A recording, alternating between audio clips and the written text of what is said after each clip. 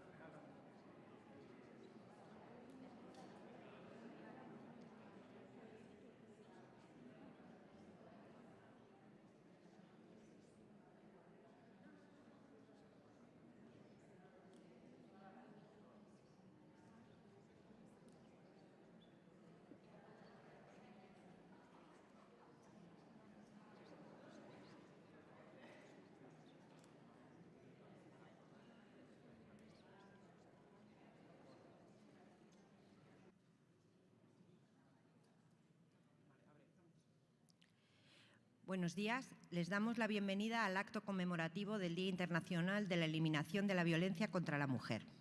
Interviene, en primer lugar, la presidenta del Congreso de los Diputados, doña Francina Armengol Socias.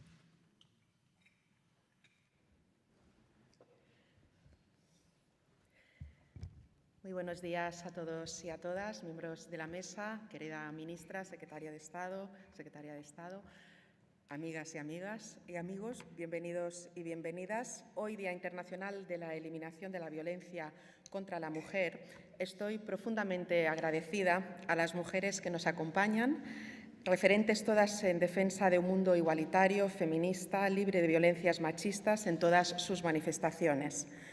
En este rato y en el marco de la conmemoración del 25N, escucharemos una conversación entre Cira García, jueza del Juzgado de Violencia sobre la Mujer número 1 de Getafe, y Nevenka Fernández, una mujer valiente que abrió camino y que puso su vida y su cuerpo para decir basta a la violencia, al acoso sexual.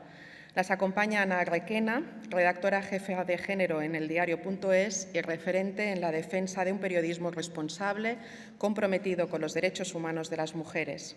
Gracias a todas por vuestra presencia y bienvenidas al Congreso de los Diputados.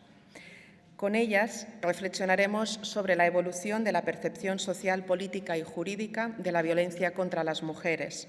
Hablaremos de los avances, de los retos, de cómo es posible que este año en España hombres que decían amarlas hayan asesinado a 38 mujeres.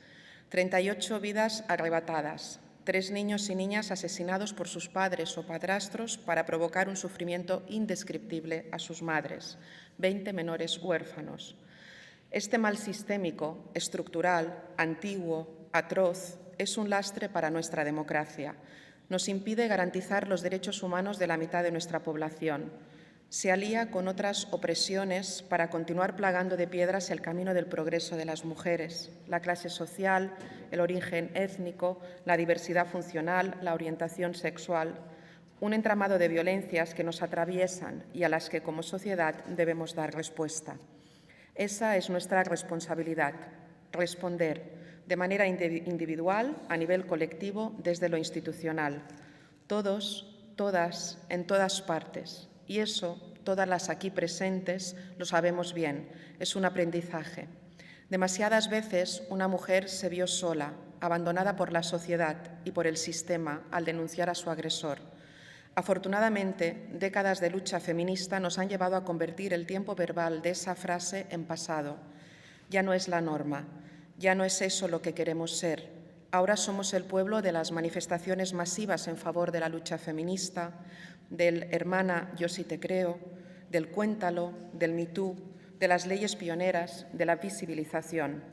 Por supuesto que nos queda muchísimo camino por recorrer, de eso no cabe ninguna duda, pero para mí es un motivo de orgullo saber que hemos pasado de mandar al exilio a quien denuncia a su agresor a generar la confianza para que cada vez más se denuncien los delitos contra la libertad sexual de las mujeres, que se vean, que se sepan, que se persigan, hasta que se erradiquen. Para mí es un orgullo haber pasado de preguntar a las mujeres en sede judicial si cerraron bien las piernas frente a una violación a contar con juezas que afirmen, como lo hace Cira, que escuchar a una víctima desde la empatía es otra forma de reparación. Aún hay cómplices de la opresión, aún, y crecen, hay negacionistas de la violencia estructural contra las mujeres. Aún sí. Pero los pasos avanzados son señal de que detenernos no es una opción, debemos seguir caminando. La escritora feminista nigeriana Chimamanda Ngozi Adichie escribió que la historia importa porque ayuda a dar forma a la identidad de un individuo y una sociedad. La nuestra es la historia de mujeres como las que hoy nos acompañan, también de las que lucharon porque en esta Cámara hubiera mujeres legislando, de las que aprobaron en esta sede parlamentaria leyes de atención integral a la violencia machista, de las que dijeron ya no más y alzaron la voz, de las que lo siguen haciendo en la calle, en las instituciones, en sus casas, porque lo sabemos también, la violencia de género se reproduce en los entornos más íntimos de nuestra vida, destruyendo los espacios seguros a los que creíamos podernos asir. Por eso, es de vital importancia construir cabos que lanzar a quienes se ve naufragando en un océano de violencia. Una mano amiga que acompaña, alguien que escucha, una voz que te recuerda que hay gente al otro lado. Unas instituciones que responden, un sistema que funciona, una sociedad que sabe a quién hay que proteger, a quién hay que empoderar. Por eso también es de vital importancia construir mecanismos que utilizar con quien ejerce o puede ejercer violencia. Prevención, formación, respuesta temprana, reinserción. Defender a las mujeres es defender una sociedad en la que no haya maltratadores, en la que los hombres sean también defensores de los derechos de las mujeres. Continuemos trabajando hasta que eso pase.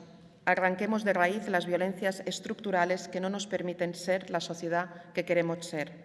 Que las páginas futuras de nuestra historia se escriban dando una identidad individual y colectiva en la que la igualdad efectiva no sea un objetivo, sea una característica. Se lo debemos a quienes nos precedieron, se lo debemos, sobre todo, a quienes nos sucederán. Muchísimas gracias.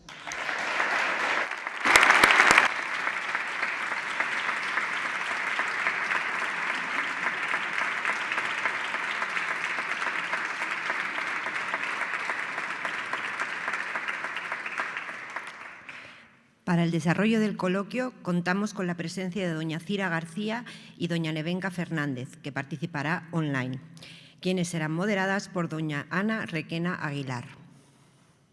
Bueno, hola, ¿qué tal? Yo soy Ana Requena. Es un placer estar aquí hoy, este 25N, rodeada además de Cira García, jueza especialista en violencia de género, y de Nevenka Fernández, que entre otras muchas cosas es una referente en la lucha contra la violencia machista, porque puso el cuerpo y se convirtió en la primera mujer en conseguir una condena por acoso sexual a un político a pesar de todas las resistencias que encontró por el camino. Cuando acabe esta conversación vamos a salir a esas escalinatas a leer los nombres de las mujeres que han sido asesinadas por violencia machista este año, pero creo que ¿no? conviene recordar que el contador no se pone a cero, que son mucho más que 38, que son cientos desde que empezó ese conteo oficial en 2003, y que las víctimas de violencia de género pues no solo son las mujeres asesinadas, son las mujeres que han denunciado, que están en procedimientos judiciales, las que los han abandonado, las que nunca han denunciado, las que han sufrido violencia sexual, violencia psicológica, emocional, económica, física. La violencia machista no son solo golpes ni grandes palizas, ni las víctimas de violencia de género son mujeres pobrecitas, ¿no? Son siempre, parece que son las otras. Tenemos un problema a la hora de identificar la violencia machista porque nos cuesta a nosotras identificarnos como víctimas y a los hombres identificarse como machistas y como agresores. Así que yo creo que en un día como hoy, ¿no? Es importante recordar que las víctimas son muchas, no solo las mujeres asesinadas, que no hay un perfil de víctima, que no hay un perfil de maltratador, que esa pedagogía la tenemos que seguir haciendo, se la debemos a todas estas mujeres y a la sociedad, y solo así vamos a conseguir luchar y combatir realmente la violencia machista. Y también para que nos preguntemos si ponemos, ¿no? todos los recursos necesarios, porque está muy bien pedirle a las mujeres que denuncien, pero luego ahí sigue habiendo un montón de relatos terribles, incluso también de mujeres que han denunciado. Le contaba a Cira al empezar, y ya que vamos a echar la mirada atrás, ¿no? para ver cómo ha ido evolucionando, que mi madre fue una de las mujeres que empezó a montar una de las primeras casas de acogida para mujeres maltratadas que hubo en España, los años 90. Esos recursos, ¿no? se han ido también armando con el trabajo y con la constancia de muchas mujeres, sobre todo, cuando casi nadie creía en esto, cuando aún no se utilizaba, ¿no? la expresión violencia de género. Ahí en los 90 pues, estos recursos no eran secretos, ¿no? La localización era secreta. Yo de pequeña no podía decir dónde trabajaba mi madre, no podíamos decir el número de teléfono en las fichas, ¿no? famosas del colegio donde rellenabas el teléfono del trabajo de tus padres, no podíamos decirlo, por ejemplo, ¿no? porque esos refugios eran secretos. Después se ha avanzado para que no sea así, para que no haya que esconderlo. Pero es que esto ha pasado, es historia muy reciente de nuestro país. A veces creo que se nos olvida, y se nos olvida que esas mujeres muchas veces cuando acompañaban a las mujeres a la policía a denunciar, la policía les decía que fueran a resolverlo con su marido, que quizá no había sido para tanto, o les aconsejaban que no se arreglaran mucho cuando iban a denunciar porque quizás sí no iban a creerlas, no iban a parecer lo suficientemente víctimas. Esto no estamos hablando de hace 100 años ni de hace 50, estamos hablando de hace mucho menos. Entonces esa lucha ha sido, yo creo que se ha hecho a base de la constancia y del trabajo, sobre todo de muchas mujeres y de muchas feministas. Vivimos este momento de reacción, de una reacción antifeminista, de negacionismo, y eso nos hace muchas veces tener que estar combatiendo constantemente esas ideas, nos hace como estar todo el rato, parece que respondiendo. Pero claro, si miramos atrás, en realidad hemos conseguido un montón, hemos construido mucho en apenas 40, 50 años, en 40 los últimos 30 años. Os quería preguntar para empezar, Nevenka y Cira, esto, si miramos hacia atrás, ¿qué hemos conseguido? Que sí que hemos conseguido construir, que sí hemos armado estos años, en muy poco tiempo en realidad. Yo quería dar la voz primero a Nevenka, como mujer superviviente, me gusta más la palabra superheroína, agradecer a toda la presidenta del Congreso, miembros del Congreso, diputados, la ministra de Igualdad, siempre apoyando a las mujeres, pero yo quería dar la voz porque me parece que es muy interesante que ella haga esa visión, desde el año 2001, cuando ya presentó esta denuncia. Creo que tiene que hablar ella como superviviente, sí. Y me gustaría darla primero que hable ella y luego hablo yo. Cuéntanos, Nevenka, que tienes una perspectiva temporal tú muy amplia desde aquella denuncia a principios de los 2000, que no existía ni la ley, que fue de 3 años después. Bueno, muchas gracias. Primeramente, dejadme que diga hola a todos. Os hablo desde Irlanda. Siento muchísimo no poder estar ahí hoy. Me hubiese encantado. Estoy tremendamente emocionada de haber recibido esta invitación y os agradezco a todas las personas que habéis pensado que esto podía ser útil. Y pasando a la pregunta, que es muy clara, pensaba, ¿no?, que la mejor manera de demostrar el cambio es que estamos aquí hoy. De hace 25 años, cuando ocurrieron los hechos, lo que me ocurrió a mí, y yo tuve que salir de España por miedo a mi vida, a mi integridad, no solo física, sino también psicológica, y a todas las cosas que surgieron de aquella denuncia. Y hoy estoy aquí hablando con vosotras, estamos hablando de esto, ¿no? Este es el gran avance. Esto es lo que demuestra todo lo que hemos conseguido para mí. Más allá de, claro, de llegar a este punto, para poder llegar hasta aquí, ha habido muchos pasos, ¿no? Lo que tú has mencionado antes, ¿no? Es un movimiento individual que se convierte en un movimiento colectivo, una concienciación sobre los tipos de violencia y la aceptación de que esa violencia existe en una parte muy importante de la sociedad, ¿no? Y por eso estamos aquí hoy. Y estoy encantada y entusiasmada de formar parte de esa evolución, ¿no?, tan necesaria para construir un mundo más igualitario. Eso es lo que creo. Así que creo que eso es lo más importante, ¿no?, el ejemplo de esta vida. No sé si nos escuchas, se te escucha muy mal, creemos que tienes un problema con el micro quizá de los auriculares. Le damos la palabra a Cira, a ver si mientras puedes vigilar, a ver si hay algo por ahí que se está moviendo, porque entra muchísimo ruido. Cira. Bueno, pues yo creo que tendremos que echar la mirada al 2004, cuando se promulgó una ley que fue muy novedosa, muy pionera en el abordaje de la violencia de género como ley integral, ¿no? Yo creo que ese compromiso político y esa unanimidad política que hubo no puede en ningún momento romperse, pese a los avances tan importantes que Ana nos ha puesto sobre la mesa. Diariamente protegemos, afortunadamente, a muchas mujeres, a sus hijos e hijas. Aumenta el número de denuncias, no porque haya más violencias, porque se visibiliza, y las leyes también cambian la sociedad y tienen un papel importante, al igual que las sentencias, que tienen una visión transformadora. La sentencia de Nevenka fue un caso, pero la sentencia posterior, cuando llegó al Tribunal Supremo de la Manada, también transforma esa realidad social, y conforme a esa realidad social se hacen cambios legislativos. Pero la violencia contra las mujeres nunca puede estar a merced del partido político que gobierne, y eso es importante, que el compromiso que se asumió en su momento y que se sigue asumiendo ponga a la violencia a las mujeres dentro de las agendas políticas y que no se permita ningún tipo de retroceso. La ley de violencia de género ha supuesto que los jueces y las juezas protejamos muchísimo a las mujeres y que estemos visibilizando nuevas formas de violencia. Ahora estamos asistiendo a un escenario histórico, ¿no?, para visibilizar a través del anteproyecto de la ley de violencia vicaria como una nueva forma de violencia. Desgraciadamente, esa violencia, la que dice Nevenka, física, psicológica, sexual, económica, que todavía no se ha dado visibilidad suficiente, o la violencia vicaria, pone de manifiesto que efectivamente la violencia tiene numerosas aristas, grietas o rendijas por las que se cuela, ¿no?, y que estamos hablando de derechos humanos de mujeres, no es ninguna ideología política. Y creo que es de donde tiene que realizarse la reivindicación y la protección, pese a que, volvemos a insistir, tenemos porcentajes muy altos de mujeres asesinadas que no habían denunciado, más del 70%. Lo que llega a los juzgados es un porcentaje todavía muy pequeño, y ya no digamos en violencia sexual, donde nos movemos con porcentajes todavía muchísimo más bajos de denuncia. La sociedad tiene una responsabilidad importante, al igual que los partidos políticos y el sistema judicial también, ¿no?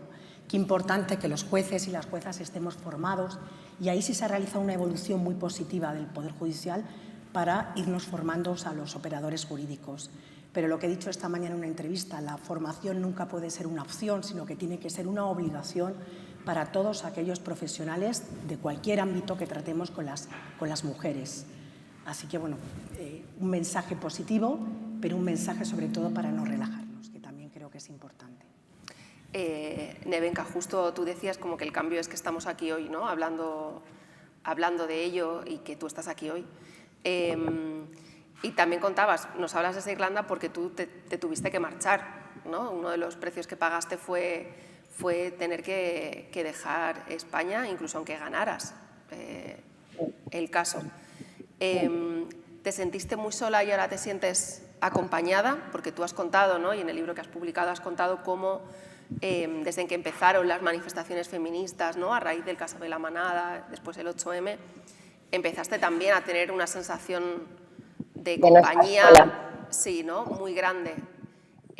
¿Se nota ese cambio? ¿Se nota ese cambio de la soledad, el sentir, no sé, el calor y la compañía de las demás y de una buena parte de la sociedad? Sí, por supuesto que se nota y además la comprensión, he dicho en alguna ocasión. ¿Se me oye mejor ahora? Sí, ahora mejor. Vale, bien. Vale, pues he dicho en alguna ocasión que la comprensión tiene efectos curativos extraordinarios. Para mí, el ser escuchada en primer lugar, o sea, el poner la denuncia, y también había dicho en alguna ocasión, hubo un juez que me escuchó, que se atrevió a escucharme. Yo creo que hace 25 años, incluso siendo juez, había que ser muy valiente para atreverse a escuchar a una mujer que venía a contar lo que la sociedad no estaba preparada para escuchar, porque creo que en esta evolución tan importante de la que hablamos, la cultura, la evolución de la cultura es un punto de inflexión, ¿no? Pensad que yo creo que venimos de una sociedad donde el lugar de las mujeres es el lugar de la culpa. Entonces daba un poco lo mismo, no era tan importante y aún sigue no siendo. Si hablas, está mal. Si no hablas, también está mal. Si te quejas, no está bien visto. Si no te quejas, es que aguantaste. Y debemos romper un poco ese ciclo de culpa de cómo a la mujer se la ve en el lado culpable. Tú decías hace un momento la pobrecita o la tonta, y yo añadiría o la arpía o la que busca algo o la que tiene una intención que es diferente completamente a lo que está denunciando, ¿no? Y tratar de encontrar siempre esa culpa en la mujer que denuncia una violencia contra ella misma, ¿no? Y entonces, bueno, pues sí, claro, fue muy complicado, pero es que yo siempre he dicho también que yo personalmente no tenía otra salida. Mi única manera de sobrevivir fue hacer lo que hice. No considero que fuese muy valiente, es un debate que he tenido muchísimo estos últimos años, sobre todo con mi familia y con la gente cercana, ¿no? Porque me dicen que valiente fuiste y yo digo siempre, hubo personas más valientes que yo, ¿no? Que se atrevieron a escuchar, que se atrevieron a acompañar, y esa es la cultura, ¿no? Esa es la real, para mí, pelea. Estamos avanzando porque hay muchas más personas que culturalmente entienden y respetan y quieren esa igualdad de derechos entre hombres y mujeres. Y como decía Kira hace un momento, esto es un diálogo sobre derechos humanos en el que todos estamos involucrados, hombres y mujeres. Y además debemos estarlo, porque no hay otra manera de cambiar esta situación. Entonces sí, bueno, me marché hace 25 años porque, como todo el mundo sabe, la primera cosa era imposible encontrar trabajo en España, no solamente en Ponferrada, sino en España como país. Me marché llena de culpa, de vergüenza, de miedo, y estuve muy sola durante muchísimos años. También construí una vida buena, no todo. Y ahora pues veo con muchísima emoción que realmente esa cultura está cambiando, que somos muchas personas las que hemos dicho no es no y basta ya, y eso por supuesto siempre es una cosa maravillosa. Creo que es Kira la que dijo, no he escuchado unas declaraciones suyas en las que dice que escuchar a las víctimas de maltrato es otra forma de reparación. y tiene toda la razón. Yo sentí que había ganado el día que ese juez me escuchó y todavía no sabíamos la sentencia y seguramente mucha gente pensaba que no teníamos ninguna posibilidad de ganar, o muy pocas, ¿no? Pero para mí lo importante era poder expresar lo que había vivido en un lugar donde me sentía escuchada, ¿no? Y creo que eso sigue siendo muy importante. Cira, el año pasado la ley de violencia de género, la ley integral, cumplió 20 años. ¿Qué balance haces, no? Porque a veces, bueno, pues hay una especie de desaliento, porque sin duda pues hemos legislado mucho, tenemos herramientas, instrumentos que no existían hace 20 años, pero bueno, la violencia sigue ahí, las cifras son ahí, a veces son desalentadoras. A veces también, sin duda, también se utilizan, ¿no?, para cargar contra estas leyes, pero desde una autocrítica sana y también necesaria y también, ¿no?, para poner en valor, pero también para ver qué falta. ¿Qué balance haces de la aplicación de la ley? Desde el punto de vista legislativo, el avance ha sido positivo, pero al final necesitamos mucho más recursos. No podemos ser prácticamente los mismos juzgados de violencia sobre la mujer que se crearon en el año 2005. No pueden ser prácticamente, se han reforzado los puntos de encuentro, siguen siendo insuficientes. Los centros de la mujer y la asistencia, me consta porque yo trato con víctimas y con los centros de la mujer. El otro día estuve en Rivas, decía que tenían 2 psicólogas, una psicóloga para mujeres y otra para niños y niñas, con un índice de mujeres que atienden diariamente que es inabarcable y con listas de espera de meses. Los equipos técnicos de los juzgados están sobresaturados, hay que seguir invirtiendo. La ley es una parte importante, pero si las leyes no tienen dotación presupuestaria para cubrir esos derechos económicos y sociales que recogía la ley, las leyes no pueden ser declaraciones de intenciones, tienen que asumirse compromisos. Y yo aplaudo desde que estamos aquí en un hemiciclo donde se hacen y se legisla y tenemos aquí representantes políticos que ejecutan y hacen políticas para cumplirlas, pero es muy importante que no se recorten los recursos y no solamente que no se recorten, que se aumenten, que se escuche a las víctimas, que se escuche a las asociaciones de víctimas, porque al final ese es el termómetro más importante de la sociedad. Nevenka lo ha dicho, cómo se sintió ella escuchada. Vamos a escuchar a las víctimas, vamos a sentar y que este día sea un día de visibilización, de reivindicación, pero de memoria también, como lo vamos a tener. Y sobre todo escucharlas, porque al final ellas son las que nos van a decir dónde están los agujeros o qué se puede ir mejorando. No podemos recortar recursos y desde luego hay que incrementarlos y potenciarlos porque están los recursos saturados, eso es una realidad. Y Nevenka, bueno, tu relato, pues en tu relato hay mucho estigma, ¿no? Se habla mucho del estigma que al final sufriste por denunciar, por hablar primero, por hablar públicamente de lo que te estaba sucediendo y luego por acudir a la justicia. ¿Cómo de alto fue el precio, ¿no?, de denunciar? Y si crees que ese es uno de los problemas, que hay una falta quizá de conciencia, si seguimos ignorando que denunciar tiene un coste para las mujeres que lo hacen incluso hoy. Claro, Ana. Imagínate, hablar ya tiene un coste, ¿no? Porque además esta violencia contra la mujer es algo de lo que mucha gente no quiere hablar. Otros lo niegan, pero los que no quieren hablar a veces no quieren hablar porque saben que es un problema, ¿no?, cultural, que no vas a ser creída, en primer lugar, que si eres creída... Mira otra vez a ver tu micrófono, sí, que vuelve a entrar un poco de ruido. ¿Se escucha mejor ahora? No, yo creo que es quizá, a ver, el que estás... No. Ahora mejor. ¿Ahora mejor? Sí. Os decía, disculpad, es la técnica, hay que ser pacientes. Os decía que claro que las mujeres sabemos que hay un coste muy grande ya no solamente en denunciar, incluso de hablar, ¿no? Hablar de lo que te ocurre, te van a cuestionar inmediatamente, sabes que no vas a ser creída, sabes que van a aparecer todos esos estereotipos de los que hablábamos hace un momento, que van a intentar encontrar la culpa que tú tienes por haberte metido sola en un portal con 6 hombres, por haberte puesto la minifalda, por haber consentido una relación, como en mi caso, y después decir que no querías tenerla más.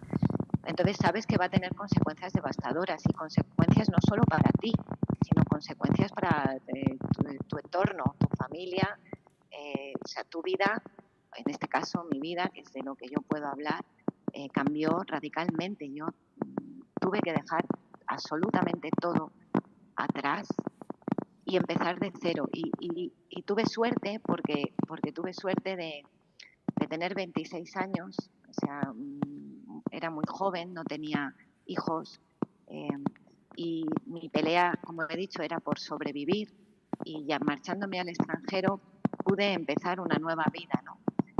Pero las consecuencias de aquella denuncia han durado y perdurado muchísimos años, y la revictimización ocurrió durante también muchos años, y creo que esto es importante. Claro, cuando nos planteamos por qué las mujeres no hablan o por qué no denuncian, es un porcentaje, lo decía Kira hace muy poco, muy pequeño. Quizá no, las leyes han avanzado, la cultura sigue avanzando, pero tenemos que todavía promover más mecanismos que ayuden a que se pueda reportar esa violencia de una forma segura, y de una forma que no implique las consecuencias devastadoras que hasta el día de hoy implica para las víctimas. Mira, yo también he tenido la oportunidad durante estos 20 años de conocer personalmente a otras víctimas de numerosos tipos de violencia. Diré también que no solo mujeres, hombres que han sido o fueron violentados en su niñez. Y todos coincidimos en una cosa, ¿no? Todas estas personas que yo he conocido, como digo, personalmente, están fuera de España. Y una de ellas me decía que mi caso es lo que le animó a denunciar una vez que había dejado España. Porque como nos tratan a una, no me estaban tratando solo a mí, ¿no? Es un mensaje también que se manda a otras mujeres, y es un mensaje que se manda a cualquier persona que quiera hablar o denunciar que ha sido víctima de violencia. Y eso es muy peligroso, ¿no? Y por eso es tan importante que volvamos a decir lo increíble de estar aquí hoy y poder hablar de esto. Es un paso ya gigante. Entonces sí, sigue existiendo, yo creo, una resistencia tremenda para poder hablar de ello, y es uno de los motivos por los que yo siempre digo que hablemos, y que podamos seguir explicando, ¿no?, las consecuencias de este tipo de situaciones. Bueno, ese ha sido un punto también de inflexión en los últimos años, ¿no? Nevenka, hablabas de que hay gente que te dice que tu caso le animó, y que también, claro, los mensajes que una recibe cuando su caso se hace público no van solo para una, sino que son también mensajes para todas, ¿no? O un apoyo o un disciplinamiento que va para todas. Sí que en los últimos años, y lo mencionabas también tú, Cira, al principio, hay un aumento, por ejemplo, en el caso de las denuncias de violencia sexuales muy claro, y sí que se atribuye mucho a esa ruptura del silencio que hemos vivido, ¿no?, de 2006, 2017, 2017.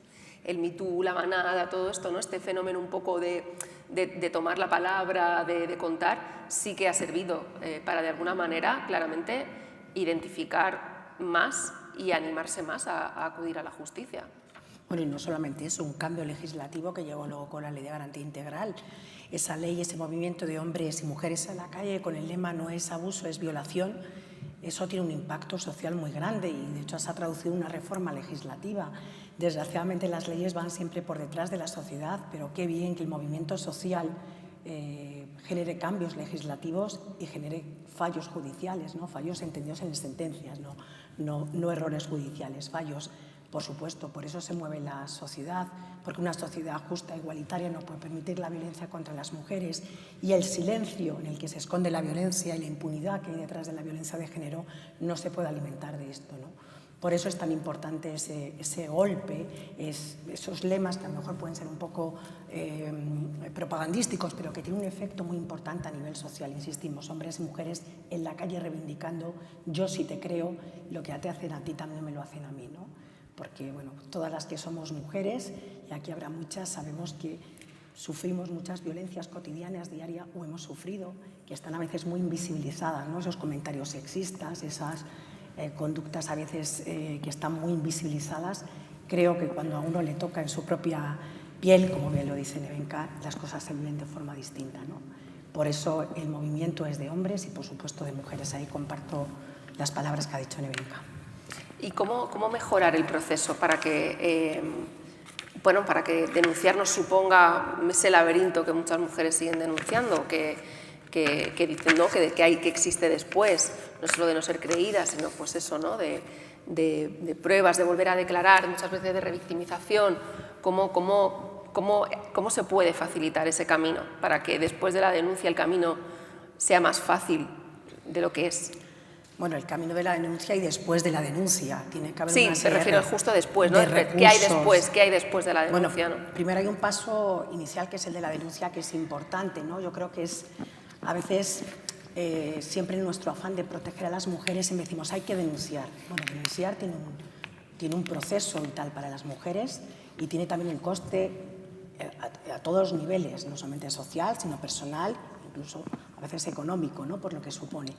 Entonces, la mujer debe de estar preparada para afrontar un proceso judicial que, desgraciadamente, por las propias leyes no es un proceso muy sencillo, ¿no?, porque uno tiene, como bien dices tú, declarar inicialmente cuando solicita una orden de alejamiento, luego tiene que ir al juicio penal otra vez y declarar, o ante la audiencia, es decir, a veces repetir ante distintas autoridades o personas su mismo testimonio, ¿no? Pero es evidente que cuanto más acompañada está la víctima, y es importante la labor de acompañamiento que tenemos que hacer desde todas las instituciones y desde la Administración de Justicia, más sencillo va a ser el proceso. Yo, como jueza instructora, como jueza de violencia, yo no me puedo asegurar que ese juicio, cuando llegue a celebrarse, termine con una sentencia condenatoria, pero mi obligación y mi responsabilidad como jueza es garantizar que esa mujer se ha creado en el entorno judicial un espacio seguro para que pueda contar su historia, porque a veces ellas mismas dicen, yo no quiero, lo que quiero es que, primero, contarlo, y segundo, que me protejan. Si luego a este señor le condenan o no le condenan, pues la verdad es que es importante, por supuesto que es importante, no se puede dejar estos delitos impunes, pero lo primero es la protección de sus hijos e hijas y de ellas. Eso es lo que más las preocupa a las mujeres. Y no las preocupan ni las cuestiones económicas, ni las cuestiones dejar la casa, ni cambiar a sus hijos a veces de centro escolar en la misma mañana.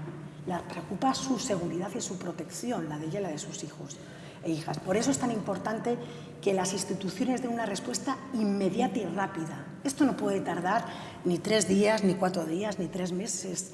Hablo de una orden de protección, hablo de una ayuda que reconoce la ley a las víctimas de violencia. Esto tiene que ser inmediato, porque lo ha dicho Nevenka, muchas mujeres, y yo lo he visto, han tenido que esa misma mañana coger lo que cabe en una mochila de sus hijos e hijas y marcharse a otro sitio a vivir, sin tener absolutamente nada, dejando sus trabajos, su entorno social y su entorno familiar. Entonces, es tan importante ese acompañamiento en el juzgado, con abogados y abogadas especializados, con un psicólogo o una psicóloga en la oficina de atención a la víctima que esté formado y que le dé apoyo. Todos tenemos que apoyarlas, porque precisamente la soledad de la víctima es una realidad. Y parece que cuando denuncia y va al juzgado, todo el mundo la acompaña, pero luego se queda absolutamente sola, sola y olvidada.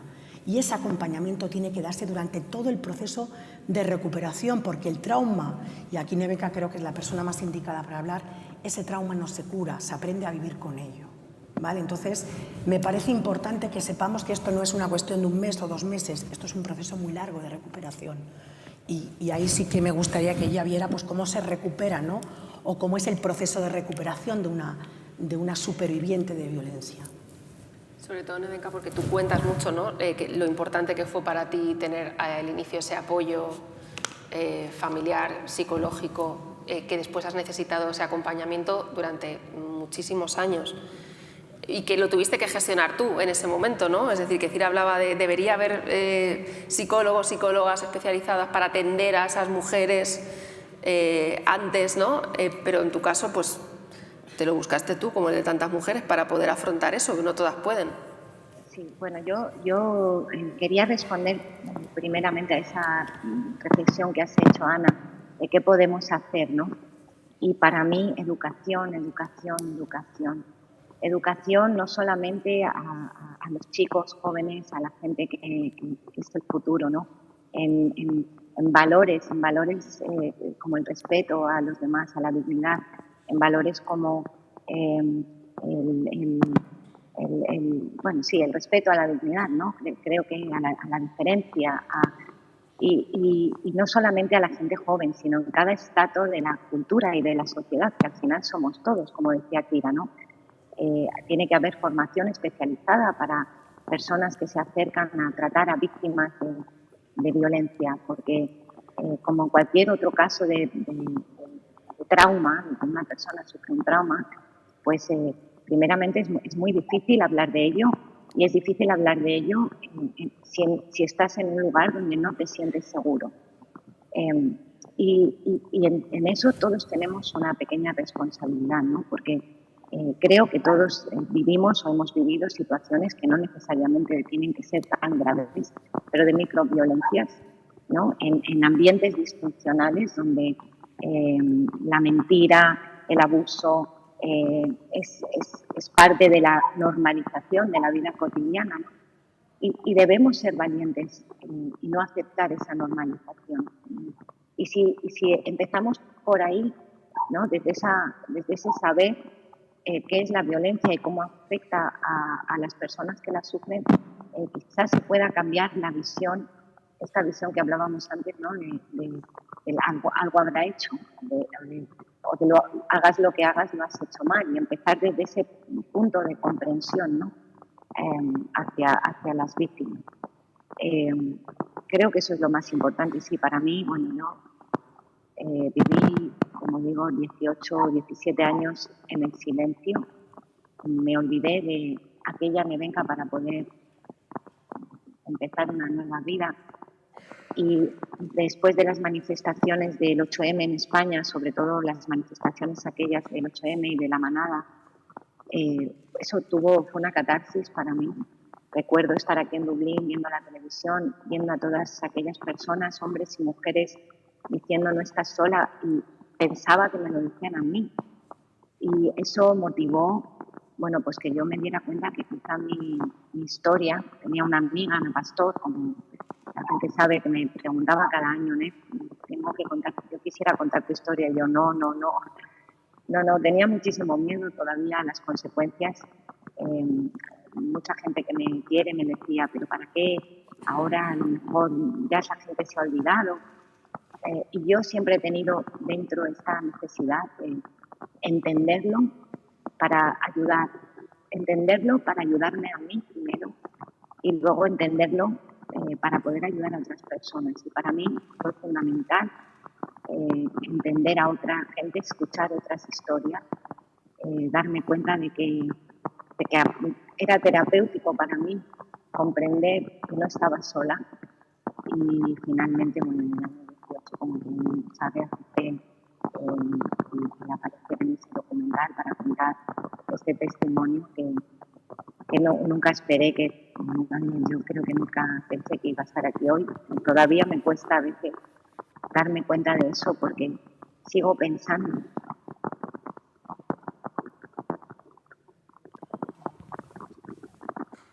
Que soy una persona normal.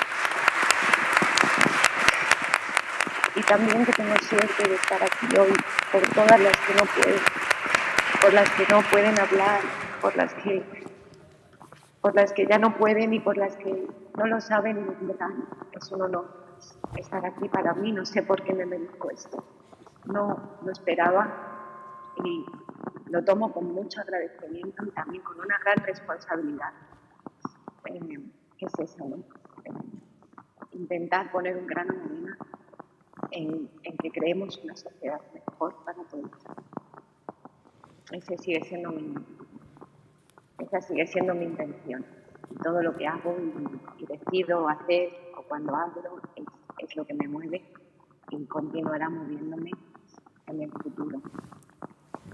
Yo creo, Nevenka, que has puesto mucho más que un grano de arena. O sea que, desde luego, que mucho más que eso. Ha salido a lo largo de la conversación, ¿no?, el tema de un poco de los estereotipos que pesan, ¿no?, sobre qué es o quién es o puede ser una víctima y también un agresor. Y no sé si eso pesa también a la hora de acceder a la justicia, ¿no? Muchas veces esa imagen de las víctimas como necesariamente, ¿no?, mujeres que tienen que aparecer hundidas, con una violencia física súper explícita, mujeres, ¿no?, a las que a veces tratamos como tontas porque hay, pues porque están ahí, ¿no?, porque hay una incomprensión muy grande aún, ¿no? Y luego también ahí tenemos aún una idea también del maltratador como monstruo, como hombre que no puede ser un hombre normal, con el que parece que no podemos compartir espacios, y no, son hombres normales, ¿no?, que los que pueden ser buenos amigos, buenos compañeros de trabajo, buenos... ¿Pesa eso también a la hora de acceder a la justicia, de denunciar y de conseguir una condena? Yo creo que el mayor obstáculo que siguen teniendo las mujeres son esos prejuicios, esos estereotipos. Además, el caso de Nevenka, el interrogatorio del fiscal, desgraciadamente, fue un ejemplo de cómo no se tiene que interrogar a una víctima, ¿no? Desgraciadamente pasaron años después cuando se volvió a cuestionar la actuación del fiscal en el caso de la Manada de Manresa también, ¿no? Habían pasado muchísimos años, y sin embargo todavía se arrastraba esos sesgos y estos prejuicios. Afortunadamente, pues yo creo que cada vez lo que podría ser pasar más desapercibido es evidenciado como lo que no se debe hacer. Y en ese sentido es muy valiente, ¿no?, porque el visibilizar y el poder acceder a ese juicio con todo lo duro que imagino que es para Nevenka, y no sé si ha sido capaz de volver a ver eso, sí ha servido para que todos los operadores jurídicos, esos jueces y juezas y esos fiscales que luego han visto eso y nos hemos horrorizado, algo que hasta entonces era normal, claro, quien hace ese interrogatorio es porque no se ha deconstruido todo lo que lleva dentro, ¿no? Pero cuando ya tenemos cierta formación, cierta preparación y ves eso, dice, esto no puede volver a suceder, ¿no? Por eso cuando la ley de enjuiciamiento criminal se modifica y dice, no, oiga, en este tipo de delitos no puede hacer preguntas relacionadas con la vida privada de las mujeres. ¿Cuántas preguntas hacían referente a la vida privada, ¿no? ¿Cuántas parejas habían tenido? ¿Qué tipo de pareja? ¿Qué tipo de relaciones sexuales? Eso ya no se permite. No es objeto de lo que es el procedimiento, no afecta a lo que se pueda considerar o tener la percepción de quien interroga que es una víctima ideal, ¿no? Porque parece ser que en el fondo lo que subyace es eso, la idea de la víctima ideal, ¿no? Afortunadamente, ese interrogatorio, con unas frases muy ejemplarizantes para mal de lo que no se debe hacer, pues nos sacude a los profesionales y a las profesionales cuando lo escuchamos. Y eso es lo que me parece valioso, ¿no?, para que eso no vuelva a suceder. ¿Que sigue sucediendo en casos aislados? Pues desgraciadamente sí, pero creo que ya esto ya está claramente constatado que no se puede permitir y ese es el paso adelante, ¿vale? Entonces, bueno, pues que sepa Nevenka que todos los que aprendimos a cómo no se tenían que hacer las cosas, las aprendimos por ese interrogatorio que desde luego faltaba perspectiva, estaba cargado de sesgos y estereotipos y que desde luego dista muy poco de lo que sería realmente un interrogatorio con esa perspectiva y enfoque victimológico, ¿no?, que es lo que hay que tener. No te escuchamos, Nevenka. ¿Me escucháis? Ahora. Sí.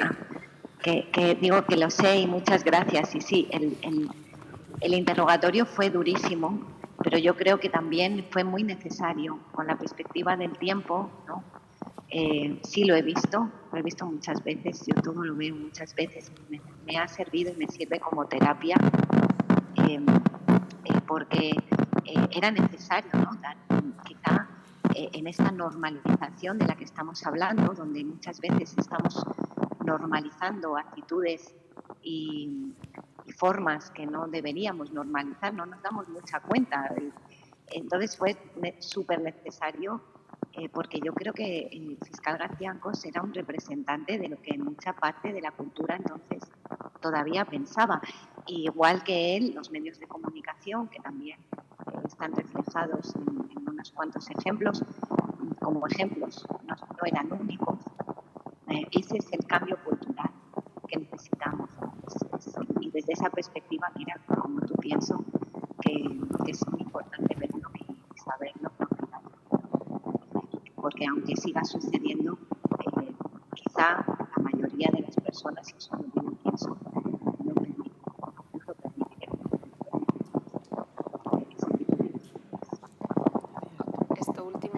Nevenka, te hemos vuelto a perder así al final, pero bueno, tenemos que ir acabando, así que un último mensajito, Cira, tú si quieres, hay que pedir algo, hay que decir algo, ¿con qué te quedas? Yo pido más esfuerzos desde todos los ámbitos, que no escatimemos en medios, que sigamos acompañando a las mujeres, que las escuchemos a las víctimas, que ellas nos van a decir qué necesitan y que desde luego este compromiso político que arrancamos desde hace mucho tiempo no se quiebre con independencia de quién gobierne, ¿no?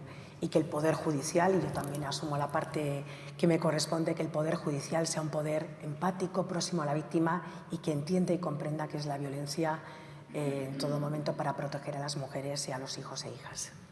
Nevenka, para terminar. Bueno, muchas gracias. Yo pediría lo que he dicho antes, educación, que se pongan los recursos, que se comprenda el problema y que seamos valientes. Esto es algo que les dije, tuve la oportunidad a los fiscales hace unos meses de participar en un curso al que me invitan de interrogatorio a víctimas de violencia y les pedí que fueran valientes, porque creo que todavía en cada uno de nuestros lugares, desde donde nos corresponde, pelear contra la violencia requiere nuestra valentía individual. Cada acto, cada palabra, cada acción podemos marcar una diferencia y quizá eso no cambia el mundo, pero un pequeño cambio puede mover montañas, ¿no? Así que seamos valientes y que sigamos apostando por la educación como un modo de comprender y entender. Pues muchísimas gracias. Muchas gracias a las dos por vuestra presencia Gracias. hoy, también por vuestro compromiso y vuestro trabajo y ojalá sigamos trabajando para derribar esos estereotipos y que haya mucho más recursos. Muchas gracias.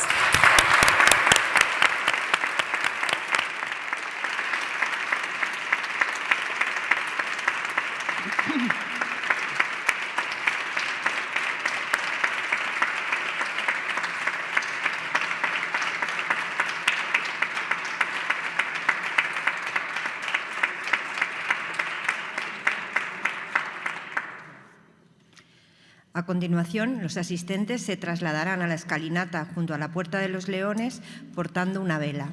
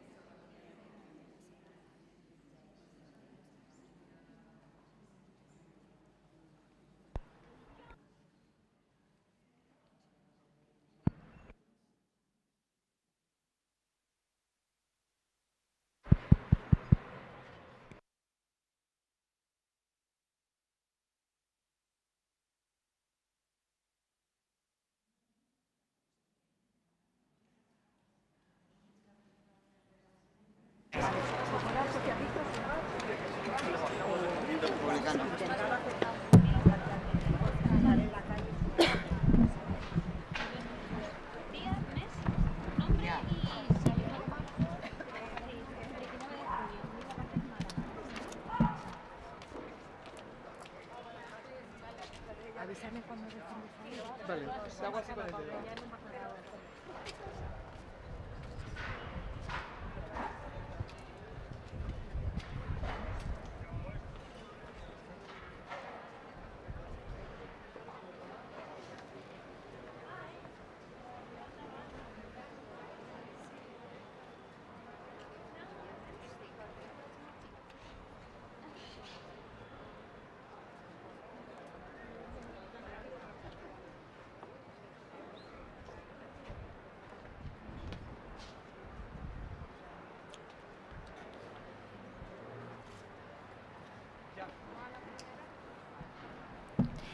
Seguidamente, los representantes de los grupos parlamentarios iniciarán la lectura de los nombres de las mujeres víctimas mortales por violencia de género durante este año 2025.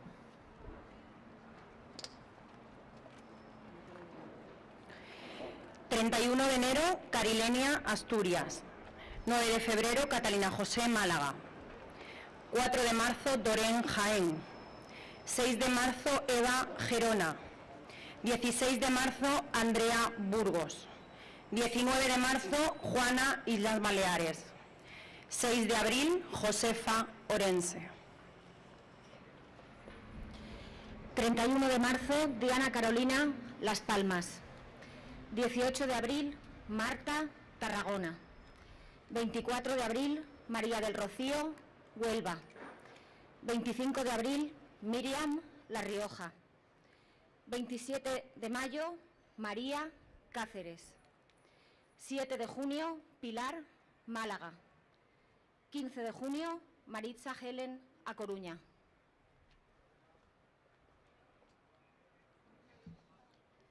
...19 de junio, Zunilde Raquel, Málaga. 24 de junio, Maritza, Madrid. 25 de junio, Alejandra Emilia, País Valencià. 7 de mayo, Susana, Asturias. 18 de junio, Rami Virginia, Guadalajara. 25 de junio, María del Carmen, Las Palmas. 27 de junio, Josefa, Almería. 2 de julio, María Dolores, Asturias. 29 de julio, Mercedes María Asunción, Navarra. 4 de agosto, Ilham, Badajoz. 24 de agosto, Rosalía, Granada. 7 de septiembre, Mercedes, Sevilla. 16 de septiembre, Ginesa, Murcia. 28 de septiembre, Catherine Juliet, Sevilla. 3 de octubre, Eva, Málaga. 14 de octubre, Verónica, Badajoz. 15 de octubre, Joana, Guipúzcoa. 20 de octubre, Marta, Madrid. 26 de octubre, Ainhoa, Murcia. 2 de noviembre, Zarra, Huelva. 24 de octubre, Cristina, Alicante. 4 de noviembre, Eugenia Mercedes, Zaragoza. 13 de noviembre, Silvia Mariusi, Barcelona. Y 15 de noviembre, María del Pilar, Madrid.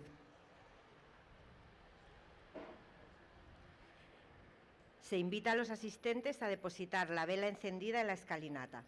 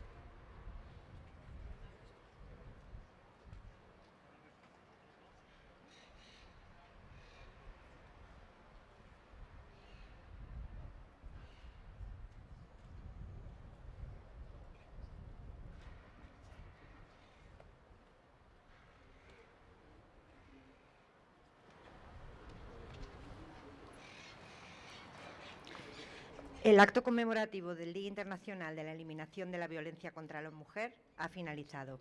Muchas gracias por su asistencia. Buenos días.